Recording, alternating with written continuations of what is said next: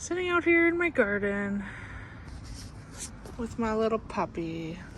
We're just sitting out here. And I'm just, I was picking some weeds. I got a big pile over here.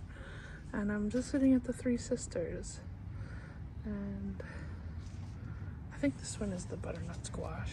Three Sisters one. With the blue hoppy corn, which you can see. And it looks like maybe there's like multiple plants coming out of one seed. And usually I try to pick out the stronger ones, but I think these ones are all attached, which I didn't know about about corn. But here you can see where the bean is starting to climb the corn stalk, which I thought was pretty cool observation. And you can see it over there too. It's gently climbing over.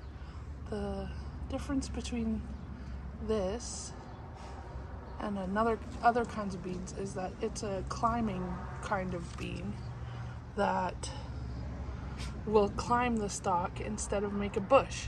So it's a vine bean instead of a bush bean. So yeah, I have just enjoying sitting here for a few minutes while I weed the garden, and I'm super excited about this Three Sisters